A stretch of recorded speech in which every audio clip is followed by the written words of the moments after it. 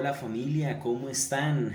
Qué alegría y qué privilegio nuevamente acompañarles en este domingo más de Home Semilla. Esperando que estén pasando un fin de semana excelente junto con todos sus seres queridos, familiares, amigos.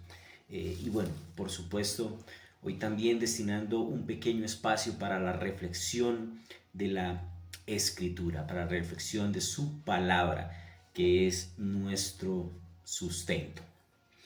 Y hoy vamos a estar revisando un pasaje en el libro de Éxodo. Permítame por favor compartir con ustedes a través de este medio un pasaje del libro de Éxodo, el segundo libro de la Biblia, en un pequeño, corto mensaje que he titulado Herederos y testadores de su palabra.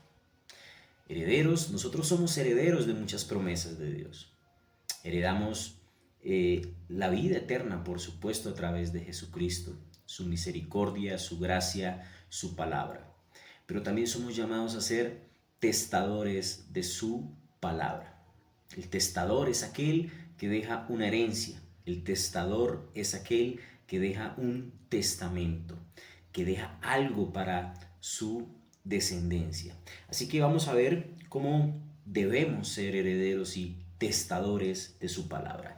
Libro de Éxodo capítulo 1, versículos 1 al 10. Vamos a estar leyendo los primeros 10 versículos y vamos a estar haciendo una pequeña reflexión alrededor de este hermoso pasaje. Dice Éxodo capítulo 1, versículos 1 al 10. Estos son los nombres de los hijos de Israel que fueron a Egipto con Jacob. Cada uno fue con su familia: Rubén, Simeón, Leví y Judá, Isaacar, Zabulón y Benjamín, Dan, Neftalí, Gad y Aser. Todas las personas que descendieron de Jacob fueron 70 almas.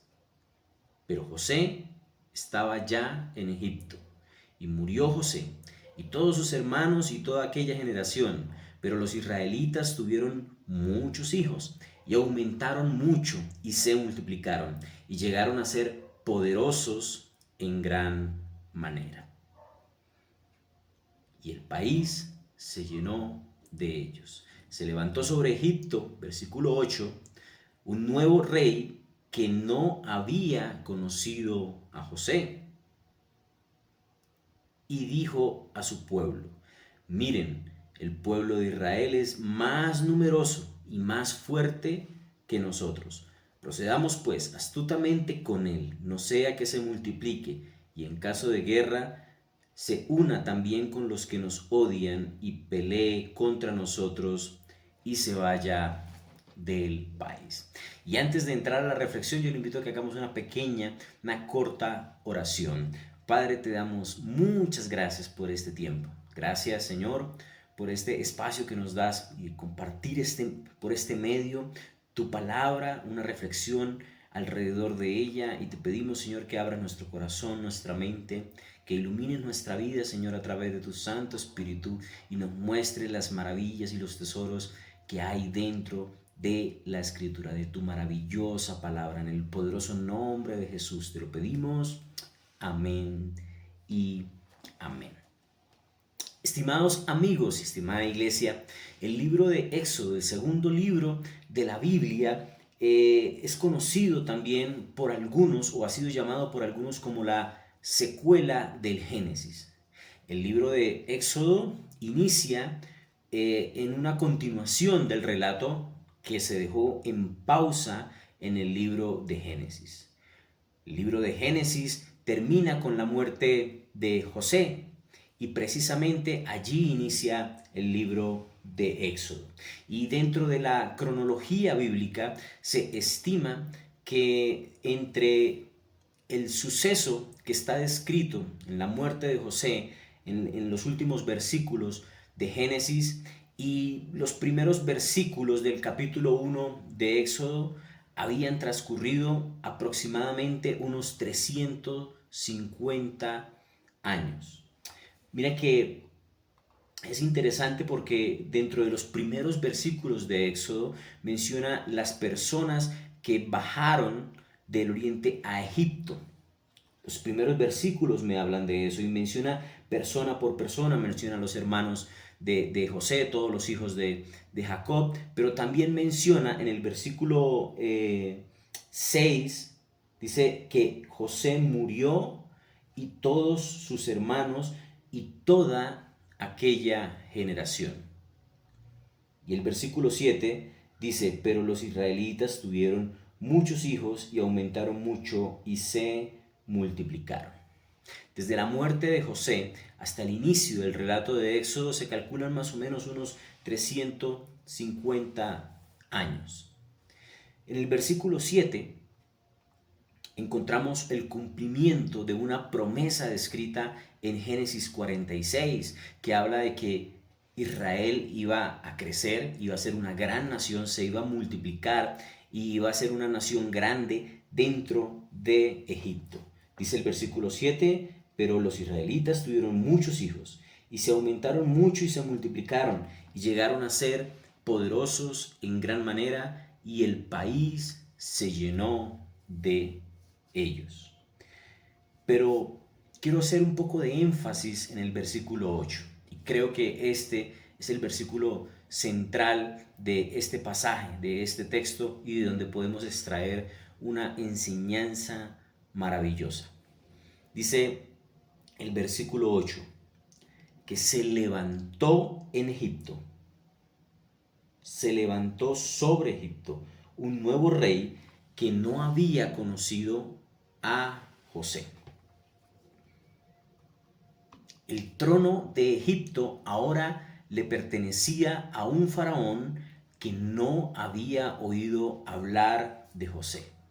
Los Ixos es este grupo de personas del cercano oriente que habían ido a Egipto y habían ido a gobernar a Egipto, habían perdido la soberanía, habían perdido el gobierno de Egipto y ahora en Egipto la dinastía anterior había retomado nuevamente el control del Bajo Egipto y se había levantado en medio de este grupo una persona, un faraón, un rey que no había oído hablar de José, no conocía a José, por lo que no tenía ningún compromiso ni con José, ni con sus ideales, ni con las generaciones de José. Y en este versículo encontramos una enseñanza poderosa y muy particular, porque la pregunta que deberíamos hacernos acá es ¿por qué este faraón, por qué este rey no había oído hablar de José? Pero por supuesto, más allá de que hubiese oído hablar de José o no, ¿por qué este faraón no había oído hablar del Dios de José? Y es que si esta persona, Ramsés II, hubiese oído hablar algo sobre José, inevitablemente hubiera oído hablar también del Dios de José, del Dios de Abraham, del Dios de Isaac, del Dios de Jacob, del mismo Dios de José. Pero él no había escuchado nada de esto. 350 años habían pasado desde la muerte de José hasta el levantamiento de este rey, Ramsés II, sobre Egipto. Y él no le conocía, no había escuchado nada. No tenía información sobre lo que había ocurrido en aquel momento de la crisis, de la hambruna que había vivido Egipto. Y es que creo que en medio de esos 350 años, algo tuvo que ocurrir con las generaciones que no compartieron esta información, que no compartieron estas enseñanzas. Algo tuvo que haber pasado. Creo que hubo unas generaciones que tal vez se distrajeron en muchas cosas, tal vez en las decenas y decenas de deidades que tenía el pueblo de Egipto. Tal vez se concentraron en la fortaleza económica y en un país muy bien estructurado, muy fuerte económica y financieramente hablando, o a través de su política y su gobierno. pero olvidaron qué era lo que había ocurrido en aquella crisis 350 años antes. Y no hubo una generación que transmitiera el nombre de Dios, su palabra y por supuesto lo que Dios había hecho a través de un joven llamado José en ese momento. Saben, iglesia, yo creo que hoy nosotros tenemos una gran responsabilidad en transmitir el mensaje y la palabra de Dios. Dice la palabra en 2 Corintios 5:18 que Dios nos entregó el ministerio de la reconciliación, nos entregó un mensaje precioso para transmitir. Dice textualmente 2 Corintios 5:18. Y todo esto proviene de Dios, quien nos reconcilió consigo mismo por medio de Cristo y nos dio el ministerio de la reconciliación. Aún hay creyentes en este tiempo que se preguntan si Dios les ha entregado algún ministerio. Aún hay creyentes en este tiempo que se preguntan si Dios realmente los ha llamado a predicar su palabra. Y déjame decirte, la respuesta es sí. Dios nos ha entregado a toda su iglesia el ministerio de la reconciliación. Dios nos ha encomendado a toda su iglesia el predicar su palabra. Tenemos un hermoso mensaje en nuestras manos, en nuestra boca, aquí en la Escritura, para proclamarle a muchas personas, a la mayor cantidad de personas que podamos, el mensaje de la reconciliación, de que existe una forma en que el hombre se puede reconciliar con Dios a través del sacrificio de la cruz y el sacrificio que hizo Jesús derramando su sangre en ese madero hace más de 2000 años. De esto es lo que nos habla el apóstol Pablo. Y como iglesia somos responsables de que este mensaje no sea diluido, no sea adulterado, no sea cambiado, y que se transmita de generación en generación. La pregunta es, ¿qué estamos haciendo, iglesia, para que este mensaje perdure generación tras generación? Hoy tenemos la responsabilidad de que muchas personas escuchen hablar de este mensaje. Mira lo que dice Éxodo un poco más adelante, en el capítulo 5, versículo 2. Mira este faraón que se había levantado 350 años después de la muerte de José, de aquel José que en su momento casi que había sido catalogado como un héroe por todas las cosas que Dios había hecho a través de él. Dice el capítulo 5, versículo 2, pero Faraón dijo, ¿quién es el Señor para que yo escuche su voz y deje ir a Israel? No conozco al Señor y además no dejaré ir a Israel. Aquí tenemos una generación que se había levantado, que no había escuchado de Jehová, del Dios de Israel, del Dios de Abraham, del Dios de Isaac, del Dios de Jacob, que no tenía ni idea de todas las cosas maravillosas que él había hecho a través de los patriarcas y del mismo José. Creo que hoy más que nunca tenemos una gran responsabilidad de transmitir el verdadero mensaje del Evangelio. Hoy el mundo, iglesia, está tan enfocado y todos sus esfuerzos están tan enfocados en adoctrinar a las nuevas generaciones con las nuevas ideas y filosofías. ¿Y qué estamos haciendo nosotros para poder transmitir el mensaje de la palabra? Hoy hay un gran bombardeo a las nuevas generaciones con filosofías humanistas, con ideologías humanistas y progresistas. Y hay un gran adoctrinamiento de la niñez, de la juventud y de muchos adultos con este tipo de pensamiento. ¿Qué estamos haciendo nosotros para que el verdadero mensaje del Evangelio sea transmitido? La mayoría de nosotros sabemos cómo terminó actuando este faraón.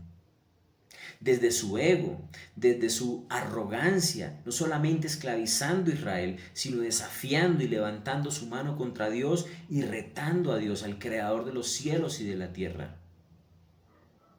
Hoy muchas personas que no han oído hablar de Dios, que no conocen el verdadero mensaje del Evangelio, levantan su mano contra Dios y actúan desde su propio ego, desde su propia arrogancia, desde su propia vanagloria, porque esas son las filosofías que han permeado la sociedad en este tiempo. Tanto así que este faraón, ustedes recordarán que envió a asesinar a todos los niños varones que nacieran para que Israel no se fortaleciera. Pero permítame, por favor, darle o contarle una pequeña historia. Una vez en un pueblo muy pequeño del estado de Texas, en Estados Unidos, entrevistaron a un ejecutivo de la marca Coca-Cola. Y más allá de si estamos de acuerdo con esta marca o no, o consumimos el producto, no, porque esto no se trata de marcas comerciales, pero definitivamente es un producto que es muy conocido a nivel mundial. Y en medio de la entrevista le preguntaron a esta persona cómo mantenían o cómo manejaban este tema de la publicidad y el reconocimiento del producto. Y él dijo, bueno, una pequeña parte de cada botella de Coca-Cola que se vende va destinada a la publicidad. Y le dijeron, mira, pero ¿no te parece que es un poco exagerado? Porque en un pueblo tan pequeño encontramos hasta 13 letreros o avisos de Coca-Cola. ¿No te parece que ya no es tan necesario? Porque pues definitivamente el producto es muy reconocido a nivel mundial. Y el ejecutivo contestó, ¿qué va? ¿Cuándo han visto ustedes una bolsa de café Arbuckle en el mercado? El entrevistador pensó a qué se refería. Bueno, esta marca de café, hace muchos años antes, había tenido un gran auge en Estados Unidos y era muy conocida. Y el ejecutivo de Coca-Cola dijo, mira, hubo un momento en que los dueños de Café Arbuckle calcularon que todo el mundo ya conocía esta marca y dejaron de invertir en el reconocimiento de su producto, y allí empezó el declive de este producto hasta el punto prácticamente de desaparecer del mercado. No queremos cometer ese mismo error. Mi estimado amigo y hermano, nunca será demasiado cuando se trata de hablar del Evangelio y de Jesucristo. Hoy se hace absolutamente trascendental que hablemos y hablemos de Jesucristo, que hablemos su palabra, que prediquemos el Evangelio. Saben, Dios llenó de determinación y de valor una persona como Moisés, lleno de defectos, lleno de luchas, lleno de debilidades, pero lo llenó de poder, de determinación, de muchas cosas para anunciar su palabra en medio de un Egipto atestado de falsos, de decenas de falsos dioses. Y lo llenó de valor para enfrentar a Faraón. Recuerda, siempre habrá una nueva generación que no ha oído hablar de Jesucristo. Necesitamos predicar el Evangelio, necesitamos transmitir su palabra. No podemos permitir que ocurra como ocurrió con José y, por supuesto, con el Dios de José en ese entonces, y que se levanten generaciones que solamente crean en filosofías humanistas, progresistas o con otros conceptos que no tienen nada que ver con Dios y la Escritura. Saben, hace relativamente poco, en una conversación con mi hijo de 11 años, algo mencionábamos sobre algunos dibujos animados y yo le mencioné a Popeye el marino, aquel dibujo animado que para nosotros en nuestro tiempo era un gran superhéroe y que superaba casi que cualquier dificultad con su pequeña lata de espinacas. Bueno, él me dijo, papá, ¿quién es Popeye? No conocía a Popeye y pensé que me estaba tomando el pelo, porque para mí era difícil pensar o reconocer que, ¿cómo no va a conocer a Popeye? Si Popeye era el héroe de la época, él superaba cualquier cosa con su pequeña lata de espinacas, Popeye. Bueno, a veces damos por sentado que las personas conocen lo que para nosotros a veces es un paisaje. Y realmente no es tan importante que no sepa quién es Popeye. Lo verdaderamente importante hoy en día es que tenemos el mensaje más hermoso, más precioso, más valioso del mundo entero y tenemos la responsabilidad de transmitirlo, el mensaje de Jesús, el ministerio y el mensaje de la reconciliación del hombre con Dios a través de Jesucristo el Señor. José había sido considerado casi un héroe en su momento. Él era el hombre que había Dios usado para salvaguardar a Egipto y gran parte de la tierra de una crisis de hambruna. Solo 350 años después, se ha levantado una generación y un gobierno que no le conocía. Iglesia, nosotros hoy somos herederos de su misericordia, de su gracia, de su palabra. Pero por favor, no seamos solamente herederos, seamos testadores de su palabra. Dejemos ese testamento.